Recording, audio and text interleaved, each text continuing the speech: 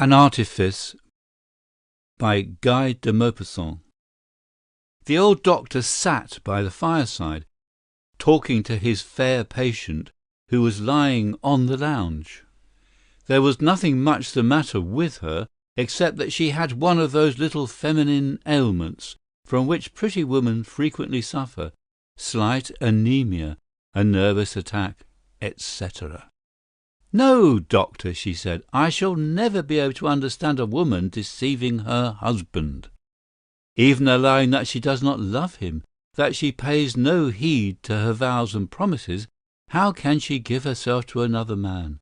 How can she conceal the intrigue from other people's eyes? How can it be possible to love amid lies and treason?" The doctor smiled and replied, "It is perfectly easy. And I can assure you that a woman does not think of all those little subtle details when she has made up her mind to go astray. As for dissimulation, all women have plenty of it on hand for such occasions, and the simplest of them are wonderful, and extricate themselves from the greatest dilemmas in a remarkable manner." The young woman, however, seemed incredulous. "No, doctor," she said, "no one thinks until after it has happened of what one ought to have done in a critical situation, and women are certainly more liable than men to lose their head on such occasions." The doctor raised his hands. "After it has happened, you say. Now I will tell you something that happened to one of my female patients, whom I always considered an immaculate woman. It happened in a provincial town, and one night when I was asleep, in that deep first sleep from which it is so difficult to rouse us, it seemed to me in my dreams as if the bells in the town were sounding a fire alarm, and I woke up with a start. It was my own bell which was ringing wildly, and as my footman did not seem to be answering the door, I, in turn, pulled the bell at the head of my bed, and soon I heard a banging and steps in the silent house, when Jean came into my room and handed me a letter which said, 'Madame Lelièvre begs Dr. Simeon to come to her immediately.' I thought for a few moments, and then I said to myself, 'A nervous attack, vapors, nonsense, I'm too tired.' And so I replied, 'As Dr. Simeon is not at all well, he must beg Madame Lelièvre to be kind enough to call in his colleague, Monsieur Bonnet.' I put the note into an envelope and went to sleep again, but about half an hour later the street bell rang again, and Jean came to me and said, 'There is somebody downstairs. I do not quite know whether it's a man or a woman, as the individual is so wrapped up, but they wish to speak to you immediately. They say it is a matter of life and death for two people.' Whereupon I sat up in bed and told him to show the person in. A kind of black phantom appeared and raised a veil as soon as Jean had left the room. It was Madame Berthe Lelièvre, quite a young woman, who had been married for 3 years to a large merchant in the town, who was said to have married the prettiest girl in the neighborhood. She was terribly pale. Her face was contracted as the faces of insane people are, occasionally, and her hands trembled violently. Twice she tried to speak without being able to utter a sound, but at last she stammered out, 'Come, quick, quick, doctor, come, my friend has just died in my bedroom.' She stopped, half suffocated with emotion, and then went on, 'My husband will be coming home from the club very soon.' I jumped out of bed without even considering that I was only in my nightshirt, and dressed myself in a few moments, and then I said, 'Did you come a short time ago?' 'No,' she said, standing like a statue petrified with horror. 'It was my servant. She knows.' And then after a short silence she went on, 'I was there by his side.'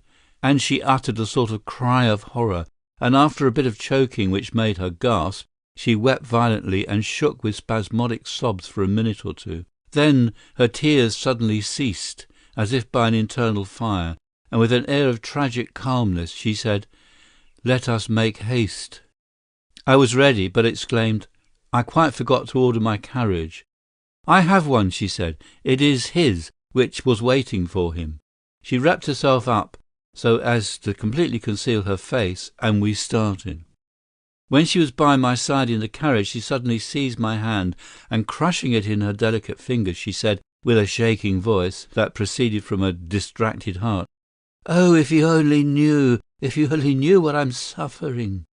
I loved him. I have loved him distractedly like a madwoman for the last 6 months. "Is anyone up in your house?" I asked. "No, nobody except those who knows everything." We stopped at the door, and evidently everybody was asleep. We went in without making any noise by means of her latchkey, and walked upstairs on tiptoe. The frightened servant was sitting on the top of the stairs with a lighted candle by her side, as she was afraid to remain with the dead man, and I went into the room, which was in a great disorder. Wet towels with which they had bathed the young man's temples were lying on the floor, by the side of a wash-basin and a glass, while a strong smell of vinegar pervaded the room. The dead man's body was lying at full length in the middle of the room, and I went up to it, looked at it, and touched it. I opened the eyes and felt the hands, and then, turning to the 2 women, who were shaking as if they were freezing, I said to them, "Help me to lift him onto the bed." When we had laid him gently on it, I listened to his heart and put a looking-glass to his lips, and then said, "It is all over." It was a terrible sight. I looked at the man and said, "You ought to arrange his hair a little." The girl went and brought her mistress's comb and brush, but as she was trembling and pulling out his long, matted hair in doing it, Madame Lelièvre took the comb out of her hand and arranged his hair as if she were caressing him.